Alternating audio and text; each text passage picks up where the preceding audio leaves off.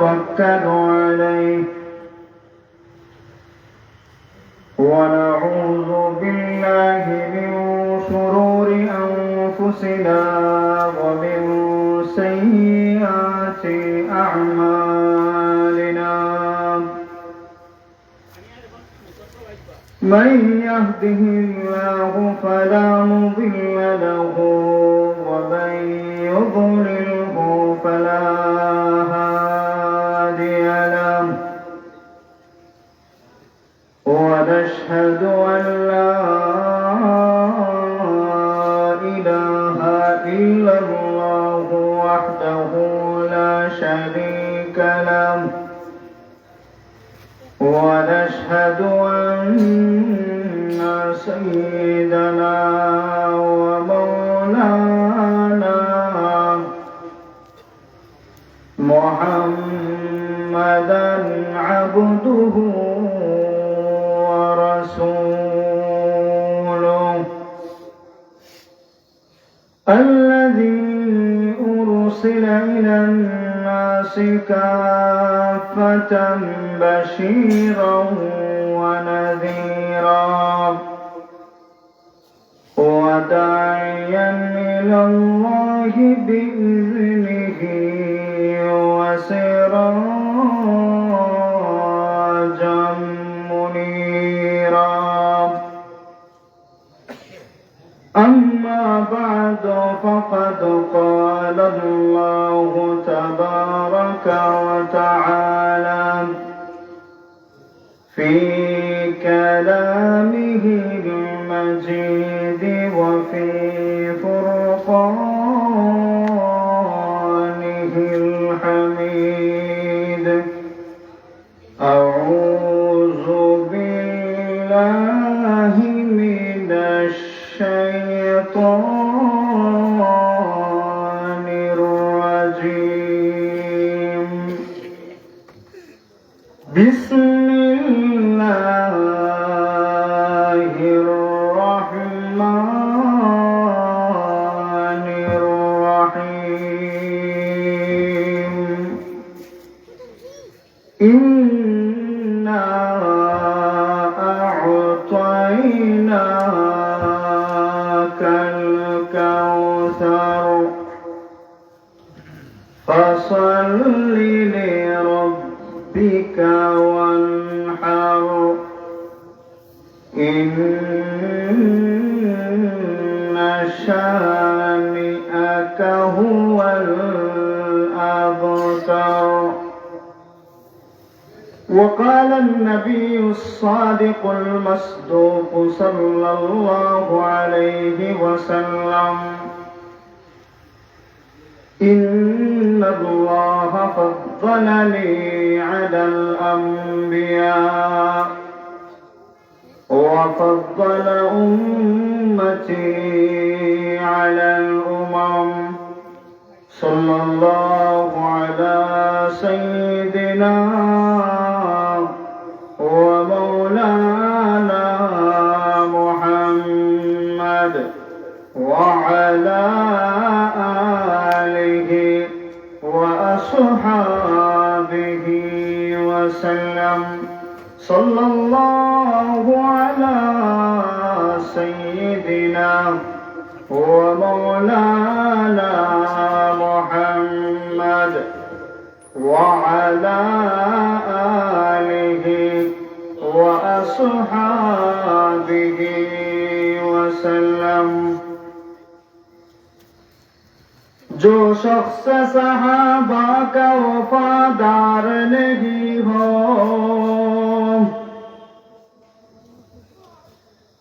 जो शख्स सहाबा का वफादार नहीं हो, आका की शफाअत का वह हकदार नहीं हो, आका की शफाअत का वह हकदार नहीं हो। देख के जो सहाबी की तरफ मेरे नजर से देखे जो सहाबी की तरफ मेल नजर से कोई भी वल्लाह हयादार नहीं हो ओ कोई भी वल्लाह हयादार नहीं हो जिस सीने में हो बुग़्ज़ अमीर मुआविया का जिस सीने में हो बुग़्ज़ अमीर मुआविया का तो क्या कहते हैं वो दीन के गद्दार नहीं हो तो क्या कहते हैं वो दीन की गद्दार नहीं हो गुस्ताख सहाबी की सही मार है दूज़ोख गुस्ताख सहाबी की सही मार है दूज़ोख दुनिया की तो ये मार कोई मार नहीं हो दुनिया की तो ये मार भी कोई मार नहीं हो নালিউরি কেন্দ্রীয় জামে মসজিদের উদ্যোগে আয়োজিত আজকের এই বার্ষিক ইসলামী মহাসম্মেলনের সম্মানিত সভাপতি সাহেব আমার সামনে উপস্থিত সামিঈন হযরত পর্দানিশীন মা ও বোনেরা রব্বুল আলামিনের দরবারে লক্ষ কোটি শুকর যে রব্বুল আলামিন আমাকে এবং আপনাদেরকে জামাতের সাথে সালাতুল মাগরিব আদায় করে এক জিকরুল্লাহর মাহফিলে এসে বসার তৌফিক দান করেছেন আমরা খুশি না বেজার এই খুশির আওয়াজে সবাই বলি আলহামদুলিল্লাহ আপনাদের এই পোস্টারটা দেখার পরে অনেক ভালো লাগে এই কমিটিতে যারা আছেন সবাইকে প্রথমে ধন্যবাদ জানাই দুই কারণে ভালো লাগছে এক নম্বর এই পোস্টারে একবারে প্রথম থেকে শেষ পর্যন্ত সবাই সিলেটি উলামায়ে কেরাম আলহামদুলিল্লাহ দুই নম্বর হলো এখানে নাম পড়ে দেখলাম কোনো আউল ফাউল বক্তা নাই কি নাই আউল ফাউল বক্তা নাই এখন তো ওয়াজের মঞ্চ হয়ে গেছে সার্কাস ওয়াজের মঞ্চ এখন হয়ে গেছে টং তামসার জায়গা কত বড় বুড়বক বাঙালি নিজের টাকা খরচ করে বিনোদনের জন্য বাহিরা দেশ থেকে ভাড়াটিয়া মানুষ আনে এই মাহফিলটারে বিনোদনের জায়গা বানাইছে আজকে আপনার যদি বিনোদনের দরকার হয় তাহলে এখানে একটা পিন্ডাল বান্ধে মমতাজরে আনেন মানুষ কমই বলি জি যারা নাটক করে এরা আনয় এটা হলো নবীর চেয়ার এই চেয়ারে বিনোদন শোভা পায় না আমি সরাসরি অনেক জায়গায় বলেছি সরাসরি এইরকম বক্তারা এই ওয়াজে উপস্থিত পোস্টারেও নাম আছে কমিটিকেও বলেছি মাইকেও বলেছি যে বিনোদনের উদ্দেশ্যে যদি এই চেয়ারে কেউ কাউকে এনে বসায় যে বসাবে তারও গুনাহ হবে যে বসবে তারও গুনাহ হবে বিনোদনের উদ্দেশ্য এই মিম্বর হলো কোরআন হাদিসের মিম্বর কোন ঢঙ্গের জায়গা নয় যাকে মনে করে তাকে এনে বসাবেন আর যা ইচ্ছা করবেন ইসলামের নামে এই চেয়ারকে যারা তামসায় ব্যবহার করে সেই কমিটিও আল্লাহর দরবার থেকে বাঁচতে পারবে না আর যে ফাউল তামসা করবে সেও বাঁচতে পারবে না আল্লাহ আমাদের বুঝার তৌফিক দান করুক আমিন এখন আসেন আজকে ফেব্রুয়ারির কয় তারিখ আরো কয় তারিখ আরো 2-3 দিন পরে ফেব্রুয়ারির কয় তারিখ 14 তারিখ আপনি বড় করুন দেখা যাবে আমরা ইতাত নাই 14 তারিখ একটা দিবস আছে নাম কি শোভা বরাত। আর আরেকটা সমাজে প্রচলিত, তার নাম কি? কিতা দিবস? ভালোবাসা দিবস নয়, বিশ্ব বেহায়া দিবস। ঠিক না বেটি? আর নয়, ঠিক না বেটি? এটা কোনো ভালোবাসা দিবস হতে পারে না, এটা হলো বিশ্ব বেহায়া দিবস। ঠিক না বেটি? কোন মুসলমান দূরের কথা, এই দিনকে ভালোবাসা দিবস বলে ভালোবাসার অনুষ্ঠান করা মুসলমান তো দূরের কথা, কোনো মানুষের বাচ্চা করতে পারে না। বলতে পারেন মানুষের বাচ্চা কেন করতে পারে না? ভালোবাসা জিনিসটা আমরা যেটা বুঝি, যে মহিলা সাথে তার সম্পর্ক রয়েছে, কোন গয়ের মাহরম মহিলার সাথে বিবাহ বন্ধনের আগের সম্পর্কটা হলো হারাম সম্পর্ক, অবৈধ সম্পর্ক। একটা মহিলা একটা মেয়ের সাথে সে যে এই দিন ভালোবাসা দিবস উদযাপন করলো, একটা মেয়ের সাথে যে তার কথাবার্তা হইল, ওকে নিয়ে পার্কে গেল, ওকে নিয়ে রিসোর্টে গেল, ওকে নিয়ে রেস্টুরেন্টে গেল, এটা বৈধ করেছে না অবৈধ? হালাল না হারাম? তার জন্য তো এই মহিলার সাথে কথা বলাও হারাম, এই মহিলাকে দেখাও হারাম। কিভাবে বললাম এটা মানুষের কাজ নয়? শুনেন, আল্লাহ পৃথিবীতে মখলুকাতকে দুই ভাগে ভাগ করেছেন। কয় ভাগে ভাগ করেছেন? দুই ভাগে। এক ভাগকে দিয়েছেন তাদের জন্য কোনো হালাল হারামের চিন্তা নাই।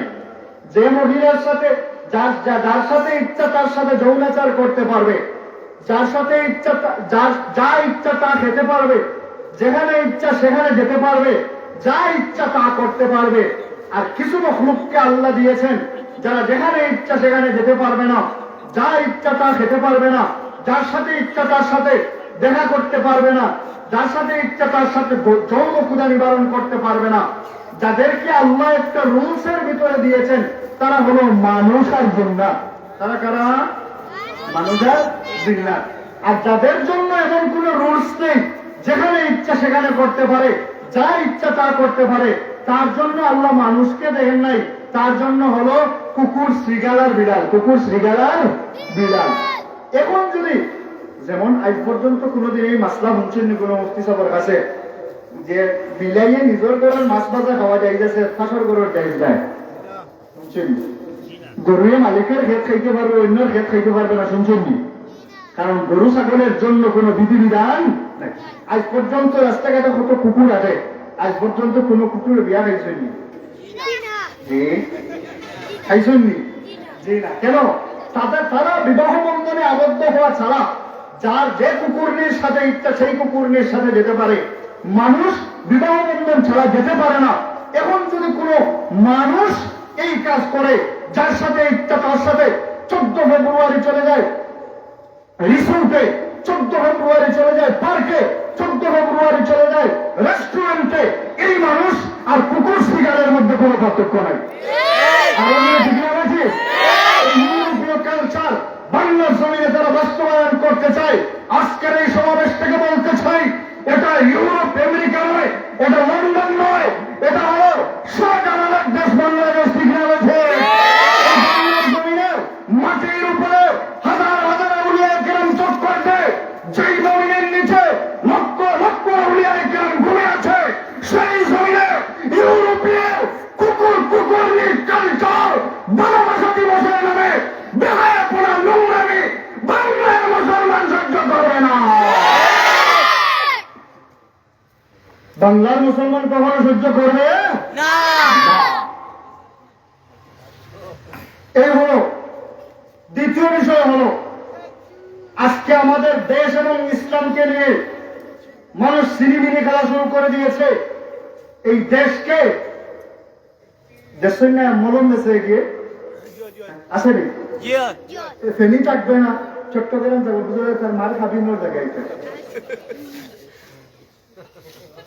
কি থাকবে না, ফেনের 19 মাইল থাকবে না, একজন বাংলাদেশ বইয়া তার করে নিয়ে যাবে। এটা কি সম্ভব? আরো জুড়ে বলেন সম্ভব? আসলে আমাদের একটা ভুল হয়, আমরা মনে করি বাংলাদেশের স্বাধীনতা, বাংলাদেশ আর ইসলাম মনে হয় দুই জিনিস। আসলে বাংলাদেশ আর ইসলাম দুই জিনিস নয়, বাংলাদেশ আর ইসলাম এক জিনিস। নাইলে বাকিয়া গিয়াও সাপায় কথা কয় না, বাকিয়া গিয়াও কথা করেন না। আজ 4 তারিখ, কত তারিখ বেমানি বলবেন? পৌ মাসের 13 তারিখ নাই, ভাদ্র মাসের 26 তারিখ নাই, কত তারিখ যে ঝুলছে এবং হচ্ছে সামনে আরো কোন তারিখ। আসলে কোন স্বৈরাচার বা কাউকে দেশ থেকে তাড়ানোর মাধ্যমে এই বাংলাদেশ স্বাধীন হবে না। বাংলাদেশকে স্বাধীন করতে গেলে আগে বাংলাদেশকে ইসলামী শাসন ব্যবস্থা কায়েম করতে হবে। ঠিক না বলতে চাই 1971 সালে পাকিস্তান হানাদার বাহিনীকে বাংলাদেশ থেকে আমরা তাড়িয়েছি, আবার আমরা তাড়িয়েছি 24 সালে স্বৈরাচারকে তাড়িয়ে দেশকে স্বাধীন করেছি। আজকের এই সমাবেশ থেকে বলতে চাই, দেশকে আমরা 2 বার যেভাবে স্বাধীন করেছি, প্রয়োজনে ইসলামকে স্বাধীন করার জন্য বাংলা জমিনে আরেকটি মুক্তিযুদ্ধ হবে, আরেকটি মুক্তিযুদ্ধ হবে। ঠিক না বেঠিক?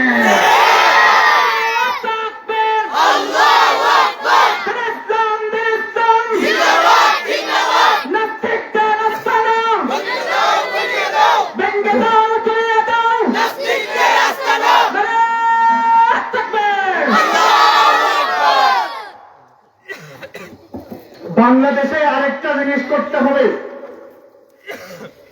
এই সরকারের কাছে আমরা দাবি জানাই, উপদেষ্টার কাছে, যে বাংলাদেশে আরেকটা আইন আপনাকে করতে হবে। আল্লাহ রাসূল সাল্লাল্লাহু আলাইহি ওয়াসাল্লাম আর সাহাবায়ে কেরাম রিজওয়ানুল্লাহি আলাইহিম আজমাইনদের বিরুদ্ধে কোন কুলাঙ্গার কথা বললে তার ফাঁসি দেওয়া দরকার। ঠিক না বেঠিক?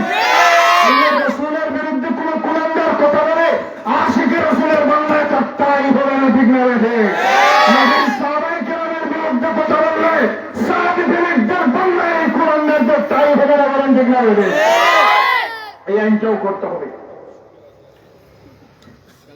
তসলিমা নাসরিন, ইমরান সরকারের মতো কুলাঙ্গার যাদের পিতৃ পরিচয় নেই, তাদের বই বাংলাদেশের কোন বই মেলায় চলতে দেওয়া হবে না। কোন প্রকাশনে যদি ছাপায় থাকে তাদের কিতাব, যেই বইয়ে মুহাম্মদুর রাসূলুল্লাহর বিরুদ্ধে লেখা, যেই বইয়ে সাহাবায়ে কেরামের বিরুদ্ধে লেখা, এমন বই যদি কোন প্রকাশনে ছাপায়, সেই প্রকাশনে আগুন দিয়ে জ্বালিয়ে দেওয়া হবে। ঠিক না বেঠিক? আমি আজকে যে আয়াত তিলাওয়াত করছি, জানা আছেন গত বছর কাউসার বসলাম, আলোচনা করার পরে কাউসারের 4টা অর্থ বলেছিলাম, কাউসার দ্বারা উদ্দেশ্য কি। এর মধ্যে 5 নম্বরে বলেছিলাম কাউসার শব্দের অর্থ আল্লাহ বলে নবনবীজি, কাফেররা আপনাকে বলে আপনার নাম কি পৃথিবীতে, আপনার নাম এই দুনিয়ায় থাকবে না, আমি আল্লাহ আপনাকে এমন এক জামাত দিলাম যেই জামাত কিয়ামত পর্যন্ত আপনার নাম টিকিয়ে রাখার জন্য তাদের শেষ বিন্দু রক্ত দেবে। অর্থাৎ আমি আল্লাহ আপনাকে এই কাফেরদের কথার বদলা জামাতে সাহাবা দান করলাম।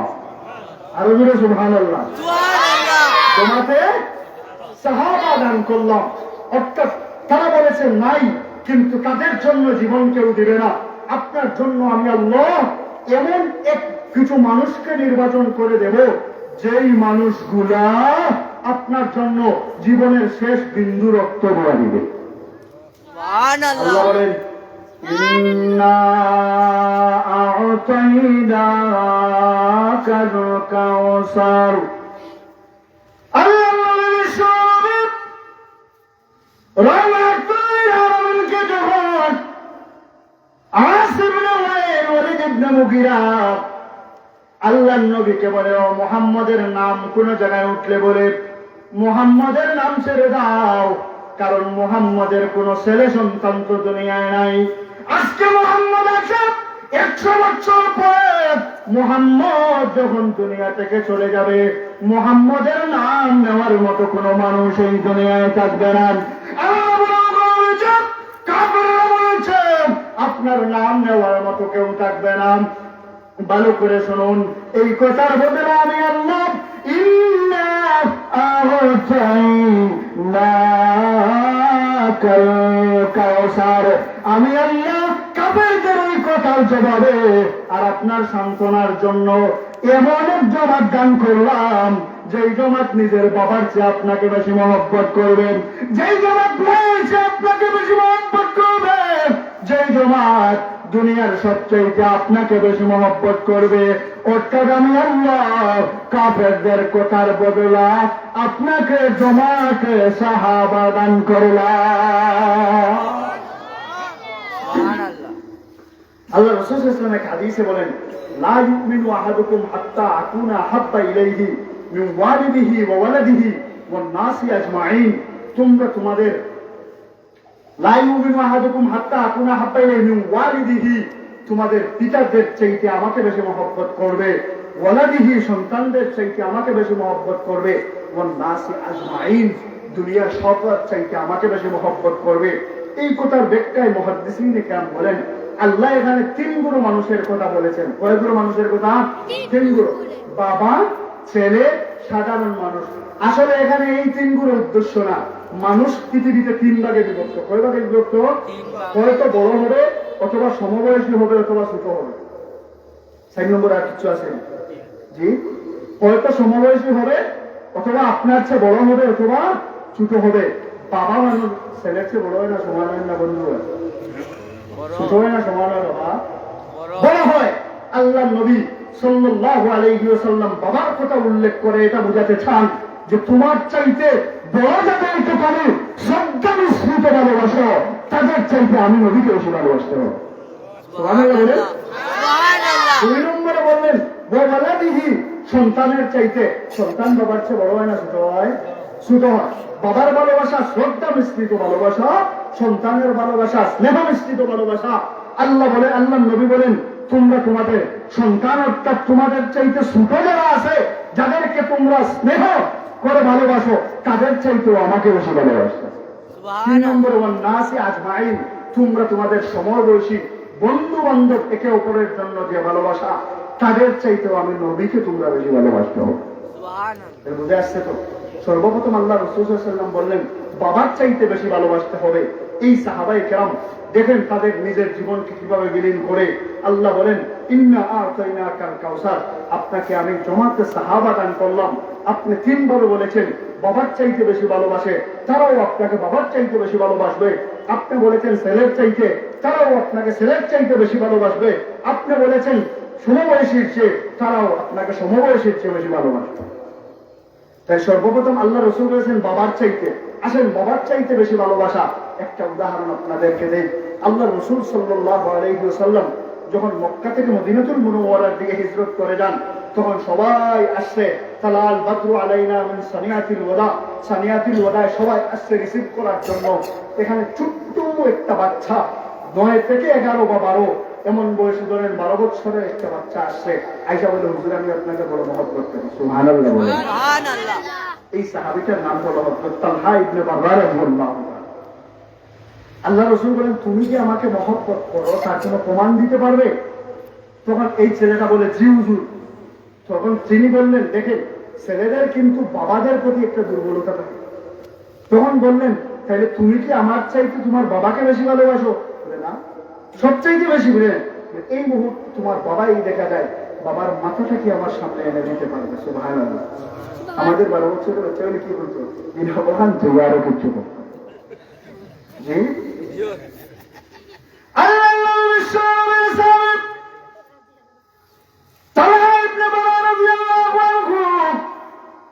মাত্র 10 থেকে 12 বছরের বাচ্চা তালহা ইবনে বারা 5 থেকে 1 সাহাবীর হাত থেকে তরবারি নিয়ে বাবার দিকে দৌড় শুরু করে দিয়েছে। সুবহানাল্লাহ। আল্লাহর হাবিব সাহাবীদেরকে দেখাচ্ছেন, এই দেখো ছোট্ট বাচ্চা কি করে তার খেলাটা দেখো। তালহা ইবনে বারা জানে তার বাবার গর্দান সে নাগাল পাবে না। বাবা যদি বামার দ্বারা তারে নিক্ষেপ করে নদীর উপরে ঘটাই দিব। কিন্তু ছেলের ভিতরে এই কথা আছে, পারি আর না পারি, রহমাতুল লিল আলামিনের ভালোবাসা যে বাবার চাইতে আমার কাছে বেশি, এই কথাটার প্রমাণ আজকে আমাকে দিতে হবে। বলেন আল্লাহু আকবার। বাবার দিকে এমন ভাবে অগ্রসর হয়ে যায়, মাত্র কয়েক হাত বাকি, এবার বাবা পর্যন্ত পৌঁছে যাবে। আল্লাহর হাবিব বলে, ইয়া তালহা তালহুনা তালহুনা, ও তালহা চলে আসো, তোমার পরীক্ষা হয়ে গেছে, তুমি পরীক্ষায় পাস। সুবহানাল্লাহ নাই নি? সুবহানাল্লাহ। একটা জবানও বন্ধ থাকবে না, সবচেয়ে উচ্চ সুর ব্যবহার করবেন সুবহানাল্লাহ। সুবহানাল্লাহ। কাছে আসার পরে তালহাকে বললেন, ও তালহা, প্রমাণ হয়ে গেছে তোমার বাবার চাইতে আমি মুহাম্মদুর রাসূলুল্লাহকে তোমার মহব্বত বেশি। আল্লাহর হাবিবের সব সময় ডান পাশে বসতেন তালহা ইবনে বালা রাদিয়াল্লাহু তাআলা আনহু। হঠাৎ একবার আল্লাহর হাবিব এশার নামাজ পড়েছেন, পড়ার পরে দেখেন আর তালহা ইবনে বালা 2 ওয়াক্ত থেকে নামাজে আসে না। আল্লাহর হাবিব বলেন, আমার পাশে যে একটা পিচ্চি বসতো, এই পিচ্চিটা কোথায়? সে নামাজে কেন আসে না? এক সাহাবী বলে, ইয়া রাসূলুল্লাহ, ইয়া হাবিবাল্লাহ, ওগো নবীজি, আপনার তালহা অসুস্থ, বিছানায় পড়ে আছে, সে মসজিদ পর্যন্ত আসার তার কোনো ক্ষমতা নাই।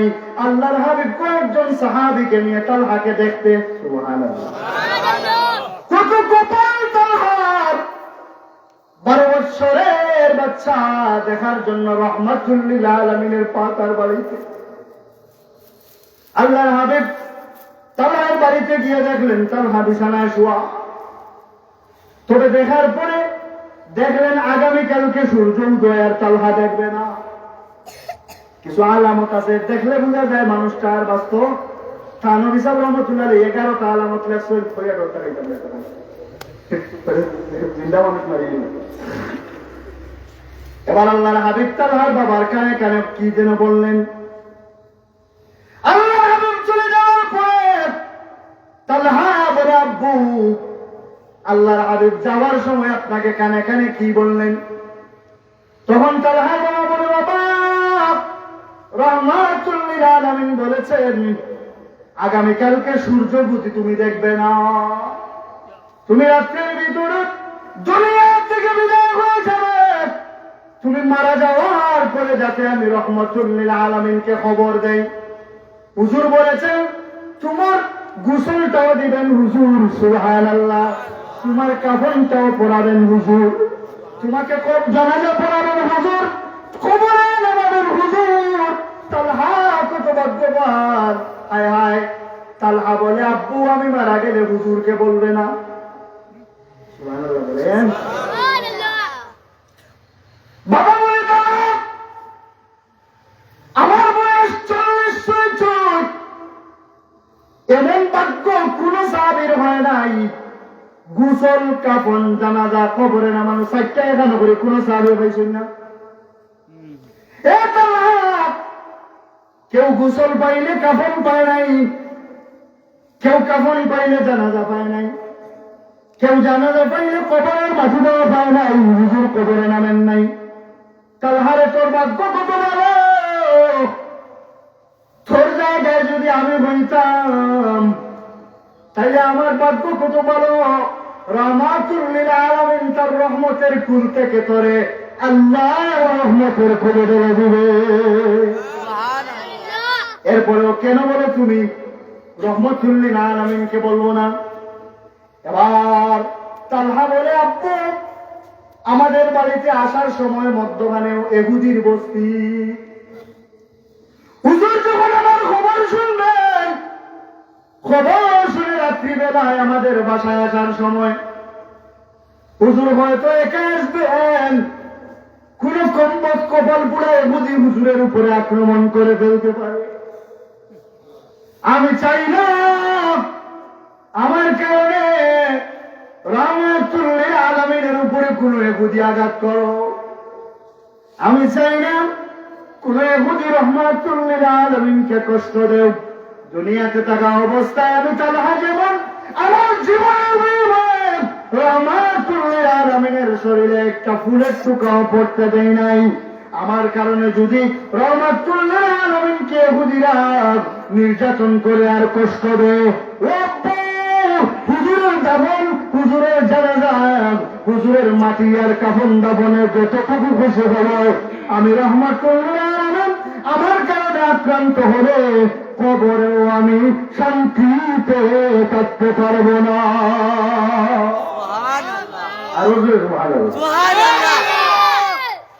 এই সাহাবী নিজের বাবার চাইতে বেশি মহব্বত করেছে না কম করেছে? নিজের মায়ের চাইতে বেশি মহব্বত সাহাবায়ে কেরাম করেছেন রাসূল আকরাম সাল্লাল্লাহু আলাইহি ওয়াসাল্লামকে।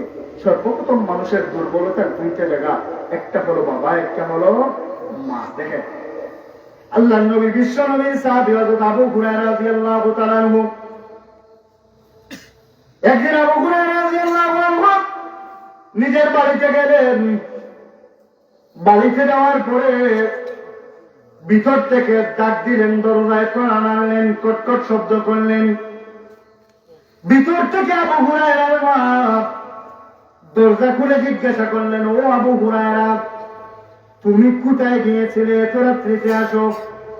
আবু হুরায়রা বলে, আম্মা আমি তো রাহমাতুল লিল আলামিনের দরবারে ছিলাম। সুবহানাল্লাহ। আবু হুরায়রা, তোমাকে বলেছি তুমি মুহাম্মাদের দরবারে যাবে না। মুহাম্মাদের দরবারে যদি যাও আমি মাকে তোমার ছাড়তে হবে, এই বাড়ি তোমার ছাড়তে হবে, ঘর তোমার ছাড়তে হবে। আল্লাহর নবীর সাহাবী আবু হুরায়রাকে মা মায়ের শুরু করলেন। মার শেষ করার পরে আবু হুরায়রা বলে, আম্মু মায়ের শেষ নেই বলেছি, তাই এবার আমার বক্তব্য শোনো। ও আম্মু, তুমি বলেছো তোমাকে ছেড়ে দিতে হবে রহমাতুল লিল আলামিনকে পেতে গেলে। ওগো আম্মু, তুমি তো স্বাভাবিক, তুমি কেন আর তুমি সহ ঘর বাড়ি এমনকি তামাম দুনিয়া ছেড়ে দিতে পারি রহমাতুল লিল আলামিনকে এক সেকেন্ডের জন্য আমি আবু হুরায়রা ছাড়তে পারি না। আবু হুরায়রা মার বেশি মহব্বত ছিল না হুজুর সাল্লাল্লাহু আলাইহি ওয়াসাল্লামকে বেশি মহব্বত ছিল? হুজুর সাল্লাল্লাহু আলাইহি ওয়াসাল্লাম। এখন আসেন, নিজের বাবার চেয়ে বললাম, মার চেয়ে বললাম, আসেন বন্ধু বান্ধবের চাইতে রাসূল আকরাম সাল্লাল্লাহু আলাইহি ওয়াসাল্লাম, নিজের সন্তানের চাইতে রাসূল আকরাম সাল্লাল্লাহু আলাইহি ওয়াসাল্লামের মহব্বত কেমন? উহুদের যুদ্ধে আল্লাহ রাসূল সাল্লাল্লাহু আলাইহি ওয়াসাল্লাম হঠাৎ গর্তে পড়ে গিয়েছিলেন। গর্তে পড়ে যাওয়ার পরে সাহাবায়ে কেরাম হুজুরকে আর দেখেন না। এখন দেখা যায় শয়তান ঘোষণা দিয়া দিল, কাদ কুতিলা মুহাম্মদ, মুহাম্মদ শেষ। নাউযুবিল্লাহ, মুহাম্মদ শেষ। এখন সাহাবায়ে কেরামের ভিতরে আসলো, যার জন্য আসলাম সে যখন নাহের দুনিয়া বেঁচে লাভ কি আর যুদ্ধ করে লাভ কি, সব সাহাবায়ে কেরাম অস্ত্রগুলো ফেলে দিলেন। আর কিছু সাহাবায়ে কেরাম বললেন, যেহেতু হুজুর নাই থেকে আমি তাকে কি করবো, সামনের দিকে অগ্রসর হইয়া জান্নাতের বাসিন্দা হয়। এর মধ্যে হযরত আনাস রাদিয়াল্লাহু তাআলা আনহু হঠাৎ দেখলেন সামন থেকে যাচ্ছেন কাফেরদের দিকে। এক সাহাবী জিজ্ঞাসা করলেন, এই দিকে তো পাহাড়ের দিকে শুধু কাফির আর কাফির, তুমি এদিকে যাও কেন? হযরত আনাস বলে, আল্লাহর কসম এই পাহাড়ের পিছন থেকে জান্নাতের ঘ্রাণ আমার নাকে আসতেছে। আল্লাহর হাবিব সাল্লাল্লাহু আলাইহি ওয়াসাল্লাম করতে পড়ে গেলেন। আল্লাহর হাবিবের কাছে কেউ নাই, আল্লাহর হাবিবের সাথে কাছে আছেন আরেক তালহা রাদিয়াল্লাহু তাআলা আনহু। আল্লাহর হাবিব গর্ত থেকে উঠে যে বলবেন আমি আছি, এই শক্তিটাও রাহমাতুল লিল আলামিনের শরীরে নাই। আব্দুল্লাহ ইবনে কুমাইয়া হুজুরের এই দিকে মারছে, হেলমেটটা ভেঙে হুজুর সাল্লাল্লাহু আলাইহি ওয়াসাল্লামের এদিকে রড ঢুকে গেছে। হুজুরের দন্দন মুবারক শহীদ হয়ে গেছে। হুজুর কিভাবে বলবেন আমি আছি, তোমরা চিন্তা করো না, এই কথাটা বলার মতো সামর্থ্য নাই। আর এইদিকে পাশে আছেন তালহা। তালহার অবস্থা তো এমন, আল্লাহ রাসূল সাল্লাল্লাহু আলাইহি ওয়াসাল্লামের সাহাবী তালহা বলে, হুজুর আমি আপনাকে তুলতে চাই কিন্তু নিজেও দাঁড়াইতে পারি না। হুজুর তালহার পিছন সাইনের মতো হয়ে গেছে, ফিরে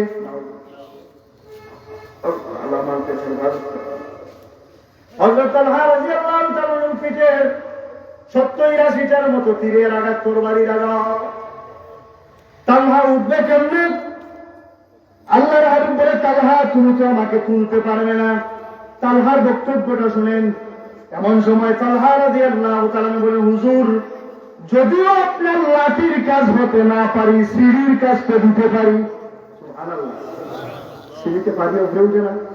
তারা বলে, হুজুর আপনাকে যদিও খাড়া করতে পারবো না, কিন্তু আপনি তো আমার পিঠে পা দিয়ে গর্ত থেকে উঠতে পারেন। ওদের যুদ্ধে তালহা রহমাতুল্লিল আলামিনের একবার ডান দিকে যায়, তালহা রহমাতুল্লিল আলামিনের একবার বাম দিকে যায়, একবার সামন দিকে যায়, একবার পিছন দিকে যায়। আর রহমাতুল্লিল আলামিনকে বলে, হুজুর আপনার মাথাটা একটু নামান, কারণ হয়তো কোনো তীর এসে আপনার শরীরে লেগে যেতে পারে। যত সময় পর্যন্ত আমি তালহার শরীরে বিন্দু পরিমাণ রক্ত থাকবো, তত সময় পর্যন্ত কসম খোদার আমাকে বের করে আপনার রহমাতুল্লিল আলামিনের শরীর পর্যন্ত কোনো তীর পৌঁছবে না। এমন সময় যখন খবর উঠেছে, হঠাৎ একটা মহিলা যার নাম খালিদা, খালিদা আসতেছে এই দিকে। মানুষ জিজ্ঞাসা করে, ও খালিদা কোথায় যাও? সে বলে, আমি যাচ্ছি উহুদের ময়দানে। উহুদের ময়দানে গিয়ে তোমার কোনো ফায়দা নাই, তোমার প্রথম ছেলে আল্লাহর রাস্তায় শহীদ হয়ে গেছে। কোন ছেলে? প্রথম। তারা এই খালেদা বলে, আমার ছেলের কথা বলিস না, শুনেছি রহমাতুল্লিল আলামিন নাকি শহীদ হয়ে গেছে। আগে বল রহমাতুল্লিল আলামিন আসেননি, যদি রহমাতুল্লিল আলামিন তাকে নেই সুসংবাদটা দে। আর একটু সামনে গেলেন, খালেদা কোথায় যাচ্ছ? উহুদের ময়দানে যাচ্ছি। উহুদের ময়দানে গিয়ে নাই, তোমার 2 নম্বর ছেলে আল্লাহর রাস্তায় শহীদ হয়ে গেছে। খালেদা বলে, না ছেলের খবর নিতে আসি নাই, আগে বলো রহমাতুল্লিল আলামিন শহীদ হয়েছেন নাকি এখনো আছেন? বলুন আল্লাহু আকবার।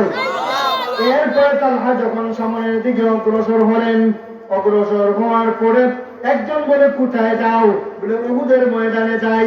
ও খালেদা, উহুদের ময়দানে গিয়ে কোনো লাভ নাই, তোমার স্বামী উহুদের মাঠে শহীদ হয়ে গেছেন। খালেদা বলে, স্বামীর খবর দিস না, আমাকে বল রহমাতুল্লিল আলামিন আছে না, দুনিয়া থেকে বিদায় হয়ে গেছে। খালেদা যখন উহুদের মাঠের দিকে যায়, যাওয়ার পরে এর ভিতরে ভিতরে রহমাতুল্লিল আলামিনকে সাহাবায়ে কেরাম দেখে ফেলেছেন, ধরে তুলে মেরে বলেছেন, এখনো হুজুর আছেন, চিন্তার বিষয় না। এমন সময় খালেদা হুজুরের সামনে যায়, গিয়ে বলে, ইয়া রাসূলুল্লাহ, ইয়া হাবিবাল্লাহ, ও নবীজি। রাস্তায় আসার সময় একজন আমাকে বলে, আমার বড় সন্তান শহীদ হয়েছে। একজন আমাকে বলে, আমার ছোট সন্তান শহীদ হয়েছে। একজন আমাকে বলে, আমার ভাই শহীদ হয়েছে। একজন আমাকে বলে, আমার স্বামী শহীদ হয়েছে। আমি তাদেরকে বলেছিলাম, ইয়া রাসূলুল্লাহ, আমি বাড়ি থেকে শুনেছি আপনাকে নাকি কোন কুলাঙ্গার শহীদ করে ফেলেছে। এই মুহূর্তে যে আপনার চেহারা দেখেছি, চেহারা দেখার কারণে আমার স্বামী দুনিয়া থেকে বিদায় হয়েছে, আমার ভাই দুনিয়া থেকে বিদায় হয়েছে, আমার 2 সন্তান দুনিয়া থেকে বিদায় হয়েছে। আপনার চেহারা দেখা মাত্র আমার স্বামী, ভাই এবং 2 সন্তানের সব দুঃখ ভিতর থেকে বের হয়ে গেছে। এই খালেদার ভিতরে সন্তানের মহব্বত বেশি, রহমাতুল্লিল আলামিনের মহব্বত বেশি। রহমাতুল্লিল আলামিন বুখারী শরীফ জিলদে 4 হাদিস, যে বন্ধু বান্ধবদের চেয়ে বেশি হুজুর সাল্লাল্লাহু আলাইহি ওয়াসাল্লামকে সাহাবায়ে কেরাম ভালোবেসেছেন। শুনেন বুখারী শরীফের হাদিস, আল্লাহ রাসূল সাল্লাল্লাহু আলাইহি ওয়াসাল্লামের একজন সাহাবী সাআদ ইবনে মুআজ রাদিয়াল্লাহু তাআলা আনহু, এই সাআদ ইবনে মুআজ রাদিয়াল্লাহু আনহুর বন্ধুত্ব ছিল মক্কার প্রভাবশালী একটা লিডার উমাইয়ার সাথে। এই উমাইয়া হলো সেই উমাইয়া যে উমাইয়া বিলাল রাদিয়াল্লাহু তাআলা আনহুকে বালুকের মধ্যে টেনেছে। শুনেন নাই বিলালের ঘটনা? এই বিলালের ঘটনা যে ঘটাইছে, বিলাল রাদিয়াল্লাহু তাআলা আনহুর যে মালিক ছিল, এই মালিকটা হলো উমাইয়া। এই উমাইয়া যখন যাইতো মদিনা সিরিয়ার দিকে, সাআদ ইবনে মুআজের বাসায় উঠতো, আর উনি যখন মক্কায় আসতেন তখন এই উমাইয়ার বাসায় উঠতেন। তাদের বন্ধুত্ব অনেক ভালো ছিল। একবার উনি ইসলাম গ্রহণ করার পরে, রাসূল আকরাম সাল্লাল্লাহু আলাইহি ওয়াসাল্লাম মদিনায় যাওয়ার পরে একবার উনি আসছেন কাবা শরীফ তোয়াফ করার জন্য। কাবা শরীফ তোয়াফ করতে এসে হঠাৎ সামনে আসলো আবু জাহেল। কে আসলো? আবু জাহেল বড় আর এই সাহাবী ইবনে মুআজ বলেন এই সাহাবী মদিনায় হুজুরকে আশ্রয় দিতে গিয়া সবচাইতে বেশি যার নেতৃত্ব ছিল এই সাহাবীর নাম সাআদ ইবনে মুআজ। অর্থাৎ হুজুরকে যিনি জায়গা দিয়েছেন মদিনায়, যার প্রভাবে হুজুর থেকেছেন মদিনায়, এই সাহাবীর নাম সাআদ ইবনে মুআজ। তখন আবু জাহেল দেখে বলে যে এই সাআদ ইবনে মুআজ, আমাদের যে দুশমনকে আমরা আমাদের ঘর থেকে বের করে দিয়েছি, তুমি তাকে জায়গা দিয়ে আবার এসে নিরাপদে কাবার তোয়াফ করতেছ একমাত্র উমাইয়ার কারণে। উমাইয়া যদি না হইতো তুমি জান নিয়ে যাইতে পারত না। নাউযুবিল্লাহ।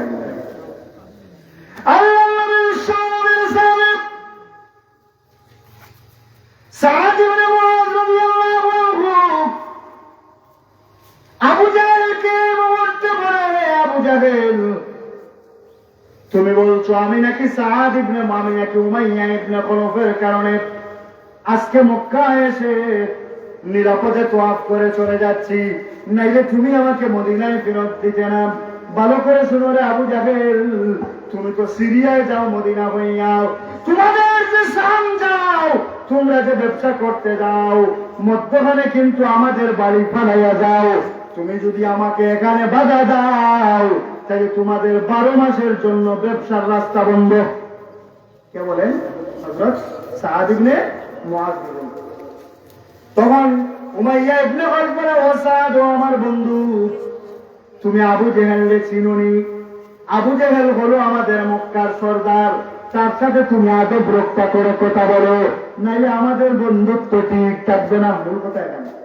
সেই উমাইয়া বলে আমাদের বন্ধুত্ব ঠিক থাকবে না।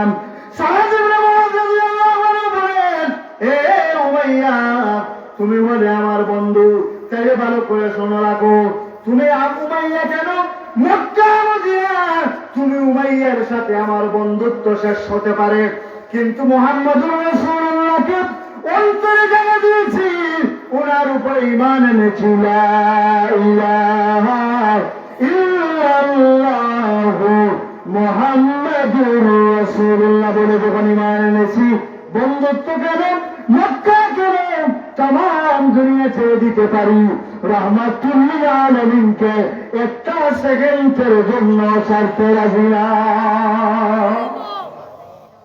তিনি সাআদ ইবনে মুআজ রাদিয়াল্লাহু আনহুর ভিতরে বন্ধুর মহব্বত বেশি ছিল না মুহাম্মদুর রাসূলুল্লাহ সাল্লাল্লাহু আলাইহি ওয়াসাল্লামের মহব্বত বেশি ছিল? মুহাম্মদ সাল্লাল্লাহু আলাইহি ওয়াসাল্লামের সাহাবায়ে কেরামের মধ্যে 1 নম্বর সাহাবীর নাম কি? নাম কি? হযরত আবু বকর সিদ্দিক রাদিয়াল্লাহু আনহু।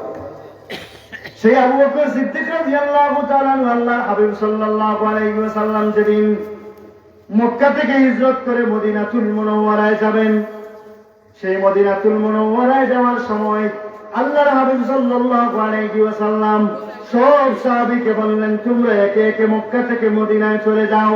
মাত্র 2 জন সাহাবীকে বললেন যে তোমরা যাইও না। কয়জনকে বললেন তোমরা যাইও না? 2 জনকে। একজন হলো আবু বকর আর একজন হলো হযরত আলী রাদিয়াল্লাহু তাআলা আনহু। হযরত আলীকে আল্লাহর হাবিব বললেন, ও আলী, আমার কাছে মানুষ অনেক জিনিস আমানত রাখে, তাদের আমানত কিন্তু গোছাইয়া দিতে হইব। আমি যদি আমানত সহ চলে যাই, কাফেররা বলবে মুহাম্মদ আমাদের সবগুলা নিয়ে ভাগছে, মুহাম্মদ সবগুলা নিয়ে ভাগছে। যদিও আল্লাহর হাবিব সাল্লাল্লাহু আলাইহি ওয়াসাল্লামকে আসলে লাগতো, হুজুরকে দুশমন মনে করত, তবে সব দামি সম্পদ যেটা আছে সব আমানত রাখতো আবার হুজুরের কাছে। এটা জানে হুজুর 2 নম্বর না। আল্লাহর হাবিব সাল্লাল্লাহু আলাইহি ওয়াসাল্লাম আলীকে বললেন, ও আলী, তুমি এখানে আমানত গুলা রাখবে। আর আবু বকর সিদ্দিককে বললেন, ও আবু বকর, তুমি থাকো, আমি বিশ্ব নবীর সাথে তুমি হিজরত করবে। সুবহানাল্লাহ, আমার সফর সাথী হবে তুমি। যেদিন আল্লাহর হাবিব চলে যাবেন মদিনায়, হযরত আলীকে বললেন, ও আলী, তুমি আমার বিছানায় ঘুমাও। সুবহানাল্লাহ, রহমতুল আলীর ভাগ্য কত ভালো, রহমতুল লিল আলামিনের পিঠ যে বিছানায় লাগছে, আলীর পিঠ সেই বিছানায়।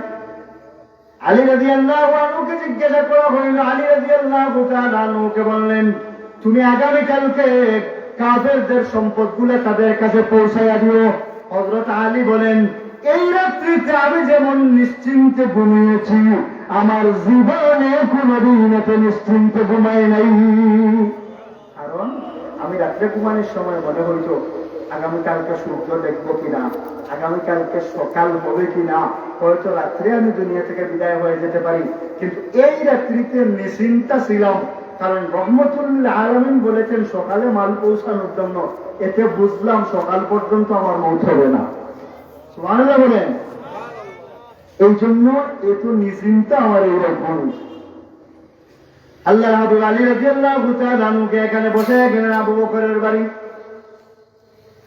আবু বকরের বাড়ি গিয়ে আবু বকরের দরজায় আল্লাহ হাবিব কটকট করে আওয়াজ করলেন। আওয়াজ করতে দেরি হলো, আবু বকর দরজা খুলতে দেরি হয় নাই। সুবহানাল্লাহ, সুবহানাল্লাহ। এত গভীর রাত্রে এসে আমি তোমার দরওয়াজায় ডাক দিলাম, ডাক দিতে দেরি হলো, তুমি আবু বকর দরজা খুলতে কেন দেরি হলো না? আবু বকর বলে, ইয়া রাসূলুল্লাহ, ইয়া হাবিবাল্লাহ, ওগো নবীজি, যেই দিন আপনি আমাকে বলেছিলেন আমি আবু বকরকে নিয়ে আপনি যাবেন হিজরতে, সেই দিন থেকে আজ পর্যন্ত আমি আবু বকর কোনদিন বিছানায় পিঠ লাগাই নাই। আল্লাহ নবী বলে, কেন রে আবু বকর? বলে, ইয়া রাসূলুল্লাহ, ইয়া হাবিবাল্লাহ, ওগো নবীজি, আমি যদি ঘুমিয়ে পড়ি আর রাত্রিবেলায় আপনি এসে ডাকেন আর আপনার কষ্ট হয়, কিয়ামতের মাঠে যদি আল্লাহ বলে, আবু বকর, আমার বন্ধুর চাইতে কি তোর ঘুম বড় হয়ে গিয়েছিল? আমার বন্ধু তোর দরওয়াজায় অপেক্ষা করেছে, আর তুই আরামের বিছানায় ঘুমিয়েছিলে রে আবু বকর। হুজুর, আল্লাহর কাছে আমি জবাব দিতে পারবো না। এই জন্য যেই দিন আপনি আমাকে বলেছেন আমাকে নিয়ে হিজরত করবেন, সেই দিন থেকে আজ পর্যন্ত আমি আবু বকর কোনদিন একটা সেকেন্ডের জন্য রাত্রে ঘুমাই নাই। दुनिया की सदाकत में तेरे नाम रहेगा, दुनिया की सदाकत में तेरे नाम रहेगा, सिद्दीक तेरे नाम से इस्लाम रहेगा, सिद्दीक तेरे नाम से इस्लाम रहेगा, दुनिया की सजावट में तेरा नाम रहेगा, दुनिया की सजावट में तेरा नाम रहेगा, फारूक तेरे नाम से इस्लाम रहेगा,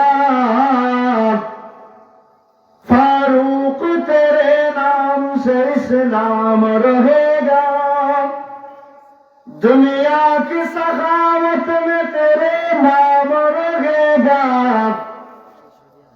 दुनिया सखावत में तेरे नाम रहेगा, उस्मान तेरे नाम से इस्लाम रहेगा,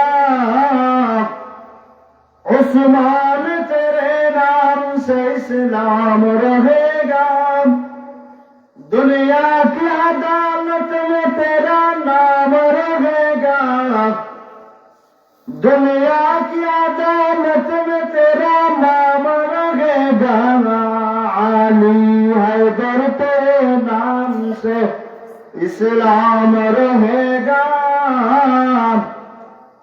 हैदर तेरे नाम से इस्लाम रहेगा, दुनिया में मुहद्दिस में तेरे नाम रहेगा, दुनिया में मुहद्दिस में तेरे नाम रहेगा, अबू हुरैरा तेरे नाम से इस्लाम रहेगा, अबू हुरैरा तेरे नाम से इस्लाम रहेगा, दुनिया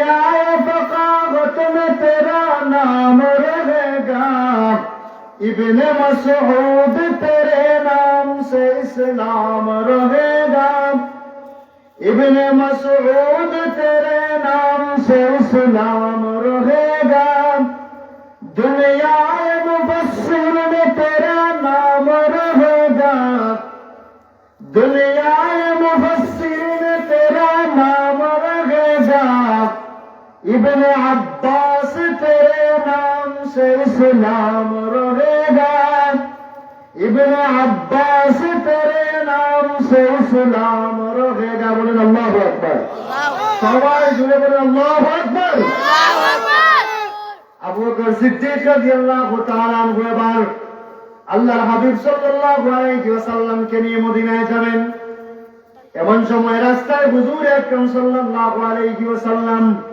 দিন সকাল হয়ে গেল এখন যদি বের হয় হুজুর আকরাম সাল্লাল্লাহু আলাইহি ওয়াসাল্লামকে কাফেররা দেখে ফেলবে এই জন্য হুজুর আকরাম সাল্লাল্লাহু আলাইহি ওয়াসাল্লাম একটা গুহার মধ্যে আশ্রয় নিলেন যেই গুহার নাম হলো গারে সুর নাম কি গারে সুর আল্লাহর রাসূল সাল্লাল্লাহু আলাইহি ওয়াসাল্লাম দেখেন আবু বকর কেমন আশিক রাসূল ছিল গারে সুরের মধ্যে আল্লাহর হাবিব যখন ঢুকবেন আবু বকর সিদ্দিক রাদিয়াল্লাহু আনহু বলেন ওগো নবীজি আপনি আগে ঢোকার দরকার নাই আমি আবু বকর বলতে আগে ঢুকি সুবহানাল্লাহ সুবহানাল্লাহ আল্লাহর হাবিব বলে আবু বকর সব জায়গায় তো বলো আমি আগে যাব গর্তের মধ্যে তুমি আবু বকর কেন আগে যাবে আবু বকর সিদ্দিক বলে ওগো নবীজি এই গর্তটা হলো অনেক পুরাতন এটা পাহাড়ের গর্ত হয়তো এই পাহাড়ের ভিতরে কোন বিষাক্ত প্রাণী থেকে যেতে পারেন হয়তো বিচ্ছু থেকে যেতে পারে অথবা সাপ থেকে যেতে পারে আমি চাই না রহমাতুল্লিল আলামিনকে কোনো বিচ্ছু কাটুক আমি চাই না সাপ রহমাতুল্লিল আলামিনকে কাটুক আমি আবু বকর আগে নামি সাপ আর বিচ্ছু যদি থাকে তাহলে আমি আবু বকরকে দংশন করে দুনিয়া থেকে বিদায় দেব সুবহানাল্লাহ সুবহানাল্লাহ এরপরে আবু বকর সিদ্দিক রাদিয়াল্লাহু তাআলা আনহু নিজের সাথে গামছা ছিল একটা ওড়না ছিল ওড়নাটা হলো আবু বকরের মেয়ে আসমা রাদিয়াল্লাহু আনহু প্রতিদিন টিফিন নিয়ে আসতে একটা ওড়না ব্যবহার করতেন এই ওড়নাটা দিয়া আবু বকর সিদ্দিক রাদিয়াল্লাহু তাআলা আনহু সেই গর্ত পরিষ্কার করে গর্তে যতগুলা ছিদ্র ছিল সব ছিদ্রের মধ্যে ওড়নার এক একটা টুকরা ঢুকাইয়া দিলেন যাতে ভিতর থেকে কোনো সাপ এসে রহমাতুল্লিল আলামিনকে আঘাত করতে না পারে কিন্তু শেষ পর্যন্ত দেখা গেল উড়না শেষ একটা গর্ত বাকি আছে উড়না শেষ একটা গর্ত এখনো বাকি আছে আল্লাহর নবী সাহাবী আবু বকর সিদ্দিক রাদিয়াল্লাহু তাআলা আনহু এবার যে গর্ত ছিল সেই গর্তের মধ্যে রহমাতুল্লিল আলামিন সেখানে নামবেন এই জন্য সেই গর্ত কাপড়ে পুষে নাই নিজের পায়ের বিদ্যাঙ্গুলি ওই গর্তের মধ্যে দিয়া দিলেন সুবহানাল্লাহ অর্থাৎ এখান থেকে যদি কোনো সাপ আসতে চায় আবু বকরের পাকে দর্শন করো পরে গর্তের ভিতরে ঢুকো আল্লাহ রাসূল সাল্লাল্লাহু আলাইহি ওয়াসাল্লাম সিদ্দিক আকবর রাদিয়াল্লাহু তাআলা আনহু এই জন্য আল্লাহ রাসূল সাল্লাল্লাহু আলাইহি ওয়াসাল্লাম সিদ্দিক আকবরের উরুর মধ্যে ঘুমাইলেন আরাম করতেছেন হঠাৎ দেখেন আল্লাহর হাবিব সাল্লাল্লাহু আলাইহি ওয়াসাল্লামের চেহারার মধ্যে আবু বকরের চোখের ফুটে পানি পড়ল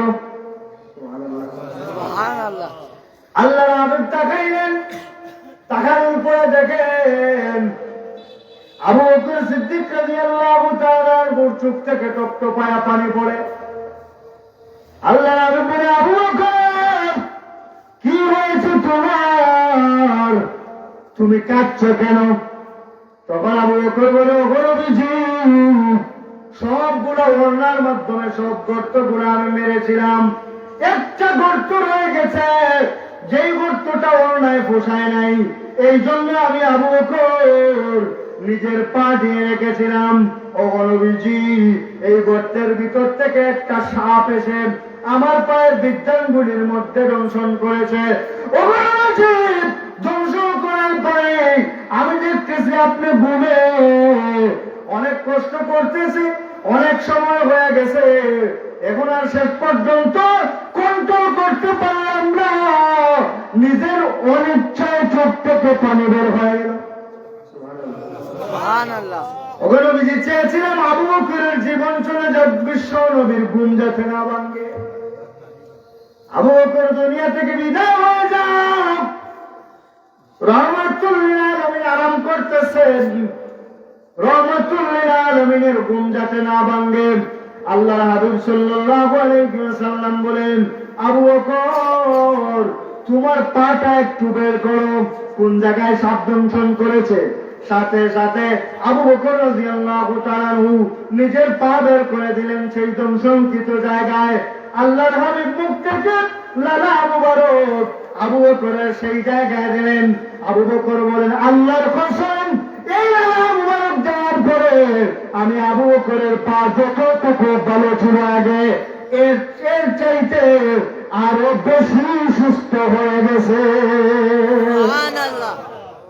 তারিখের কিতাবে পাওয়া যায় আবু বকর সিদ্দিক রাদিয়াল্লাহু তাআলা যেই জায়গায়, যেই পায়ের মধ্যে হুজুর সাল্লাল্লাহু আলাইহি ওয়াসাল্লামের লালা মুবারক, লব মুবারক লেগেছে, শরীরের অন্য জায়গায় ব্যথা করলে, অন্য জায়গায় অসুস্থ হইলে, এই পায়ে জীবনে আবু বকরের ব্যথা করে নাই। আরো জোরে সুবহানাল্লাহ। সুবহানাল্লাহ। এক সাহাবী মধ্যখানে বললেন, এক সাহাবী আল্লাহ রাসূল সাল্লাল্লাহু আলাইহি ওয়াসাল্লামকে গালি দিয়েছে দুটো কাফিরের মধ্যে, এক কাফিরের নাম হলো আবু রাফি। সেই আবু রাফি আল্লাহ রাসূল একদিন বলেন, এই আবু রাফিকে কে হত্যা করবে, করবে হাত তোলো। এক সাহাবী যার নাম হযরত আব্দুল্লাহ ইবনে আতিক রাদিয়াল্লাহু তাআলা। আব্দুল্লাহ ইবনে আতিক দাঁড়িয়ে বলেন, হুজুর আমি পারবো। এখন সে তো হলো বড় লোক, লিডার, তারপরে অনেক পাহারাদার, অনেক বাউন্ডারি আছে, গেট আছে। আবু রাফি গেটটা লাগানোর আগে আগে আব্দুল্লাহ ইবনে আতিক রাদিয়াল্লাহু তাআলা দেওয়ালের ভিতরে ঢুকে এক জায়গায় ছুপে বসলেন। এখন বাইরে যে দেখেন কি আছে, এরা তো আব্দুল্লাহ ইবনে আতিককে দেখে না, ভিতরে বসছেন। রাত্রিবেলায় আব্দুল্লাহ ইবনে আতিক রাদিয়াল্লাহু তাআলা আবু রাফির পরে গেলেন, যাওয়ার পরে এখন চারিদিক থেকে শুধুমাত্র আঘাত করতেছেন, ঘোর অন্ধকার, আবু রাফিকে পাওয়া যায় না। ঘরের ভিতরে ঢুকছেন, আবু রাফিরে মিলে না। হঠাৎ উনি আওয়াজ, সে আওয়াজ করছে, কে? উনি বুঝছেন চাচা অন্ধকারে যদি কেউ আওয়াজ দেয় হঠাৎ, তাহলে বোঝা যায় না মানুষটা বই আছে। আবু রাফি বলে, আমার ঘরে কে? উনি বুঝছেন চাচা এখানে। এমন আঘাত করছেন, আবু রাফির সাথে সাথে জাহান্নামে চলে গেছে। উনি নেমে আসার সময়, উনার সিঁড়িতে দিয়ে নামার সময় এই আব্দুল্লাহ ইবনে আতিক রাদিয়াল্লাহু তাআলা একটা পা ভেঙে গিয়েছিল।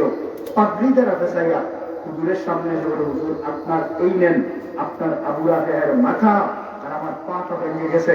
আল্লাহ রাসূল সাল্লাল্লাহু আলাইহি ওয়াসাল্লাম বলেন, এদিকে আসো। আল্লাহর হাবিব এই বাঙ্গা জয়েন্টে নিজের লালা মুবারক দিলেন।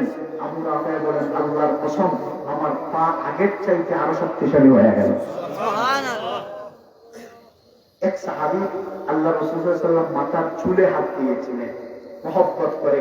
এই সাহাবী বলেন, আল্লাহর কসম, বিদ্ধ হয়ে গেছি, আমার শরীরের সবগুলা পেকে গেছে, সব চুল, কিন্তু যেখানে রহমতুল লিল আলামিনের হাত লেগেছে এই চুল কোনোদিন পাকে নাই। সুবহানাল্লাহ। এক সাহাবী, ওনার চোখ যুদ্ধের ময়দানে, ওনার চোখটা হাতে চলে আসছে, কাফেরের আঘাতে চোখ হাতে চলে আসছে। উনি এসে বলেন, ইয়া রাসূলুল্লাহ, আমার চোখ তো হাতে আসছে, কি করবো? আল্লাহ রাসূলুল্লাহ বলেন, তুমি চোখ চাও না জান্নাত চাও। সুবহানাল্লাহ। আরো জোরে সুবহানাল্লাহ। চোখ চাও না জান্নাত চাও। তখন তিনি বলেন, আল্লাহ হুজুর, আমি চোখও চাই জান্নাত চাই। আরো জোরে সুবহানাল্লাহ। তখন বলেন, হুজুর, আল্লাহ কি এত আল্লাহর টেকা বসে যে আমারে জান্নাত দিতে আমার চোখ নেওয়া লাগে? সুবহানাল্লাহ বলেন। আল্লাহ রাসূল বলেন, তুমি তো বড় ইমানদার, এটা তোমার আর তোমার মওলার সাথে সম্পর্ক। আল্লাহর হাবিব বলেন, তবু এটা যখন চাও চাইলে নেও। আল্লাহর হাবিব সাল্লাল্লাহু আলাইহি ওয়াসাল্লাম উনার চোখ মুবারক এই জায়গার মধ্যে ফিট করে দিলেন। এই সাহাবী বলেন, আমার বয়সের কারণে চোখে একটু চাপসা হয়ে গিয়েছিল, চোখ খুলে আসার আগে হুজুর যখন সেট করে দিয়েছেন, আগের চোখ মনে হয় যেন অপারেশন করে বসে গেছে। এরপরে আল্লাহ হাবিব বলেন, তোমার 2 নম্বর আশা কি? জান্নাত। যাও, আমি তোমার জান্নাতের জিম্মাদার হয়ে গেলাম। সাহাবায়ে কেরাম, অনেক সাহাবীর পেটে খিদা লাগতো, হুজুর সাল্লাল্লাহু আলাইহি কাছে এসে বলতো, হুজুর কিচ্ছু দেন। অনেক সাহাবীকে হুজুর লোভ জিব্বাটা, হযরত হুসাইন রাদিয়াল্লাহু তাআলা, হাসান হুসাইন যখন পেটের মধ্যে খিদা লাগতো, আল্লাহর হাবিব সাল্লাল্লাহু আলাইহি ওয়াসাল্লামের কাছে এসে বলতো, না না, ঘরে তো কিচ্ছু নাই, একটু খাবার দেন, পেটে অনেক খিদা। আল্লাহর হাবিব জিব্বাটা বের করে দিতেন, বলতেন, এখানে তোর জিব্বাটা লাগা। হাসান হুসাইন বলেন, আল্লাহর কসম, আমার নানা জানের জিব্বা চকলেটের মতো যখন পুষতাম, পেটের খিদা দূর হয়ে যেত। আরো জোরে বলেন সুবহানাল্লাহ। আল্লাহ হাবিব সাল্লাল্লাহু আলাইহি ওয়াসাল্লামকে আল্লাহ এত মর্যাদা দিয়েছেন। এখন সিদ্দিক আকবর রাদিয়াল্লাহু তাআলা পা যখন অন হয়েছে, আল্লাহর হাবিব লাগাইয়া দিয়েছেন, লাগানোর পর ভালো হয়ে গেছে। তখন আল্লাহর হাবিব এই সাপকে জিজ্ঞাসা করলেন, হে সাপ, তুই আমার আবু বকরকে চিনস? বলে, জি। তাইলে আবু বকরকে কেন আঘাত করলি বল? সাপের বক্তব্যটা শুনে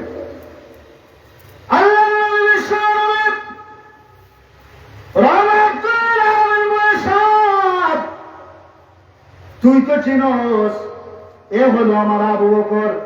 আবু বকর এমন এক সাহাবী, আল্লাহর নবী, বিশ্ব নবীর সাহাবী আবু বকর দুনিয়ায় আসার আগে আগে উনার মা আবু বকরের সুসংবাদ পাইছেন। সুবহানাল্লাহ। একদিন আবু বকর সিদ্দিক রাদিয়াল্লাহু তাআলা আনহুকে উনার বাবা মূর্তি পূজার জন্য মুবুদখানায় নিয়ে গেছেন। বলছেন, হে আবু বকর, মূর্তি পূজা কর। এখন ইসলাম গ্রহণ করেন না আবু বকর। আবু বকর মূর্তিকে সেজদা দিলেন না, পূজা করলেন না। আবু বকরের বাবা আবু কুহাফা লিডার ছিল, সে বাড়িতে এসে বলে, ও আমার স্ত্রী, আজকে আবু বকর তো আমার নাক কেটে ফেলেছে, আজকে আবু বকরে আমার জিন্দা গালি নিছে। আমি হইলাম লিডার, মানুষের সামনে আমি লিডার, আবার তার বাবা। বললাম সে মূর্তির পূজা করার জন্য, সেজদা করার জন্য, সে সেজদা করল না।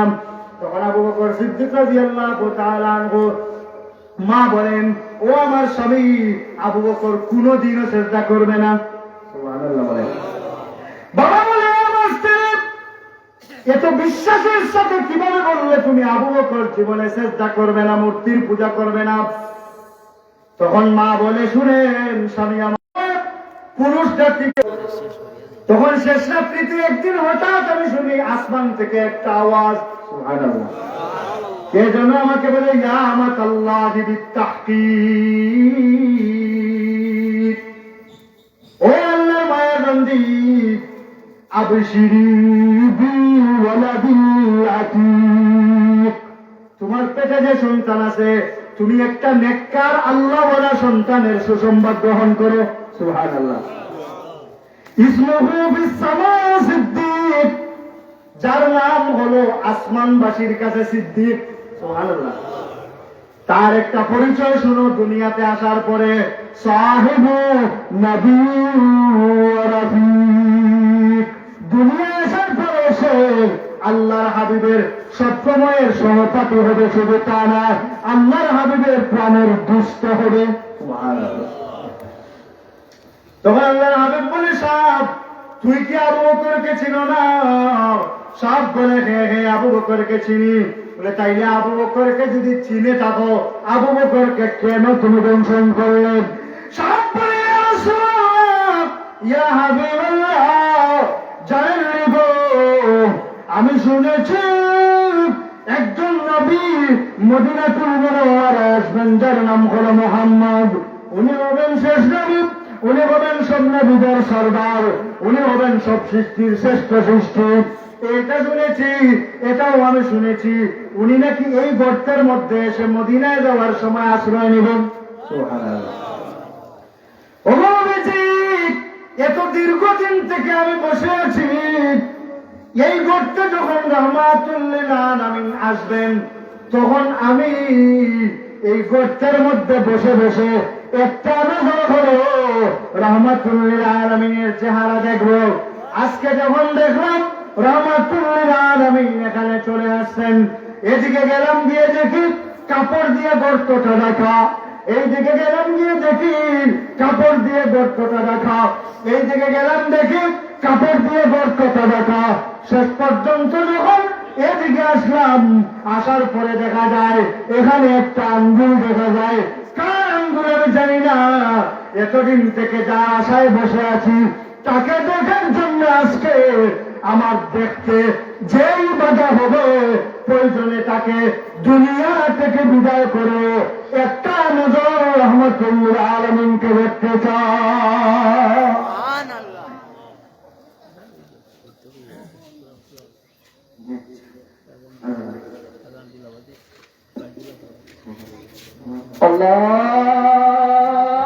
আল্লাহু আকবার, আল্লাহু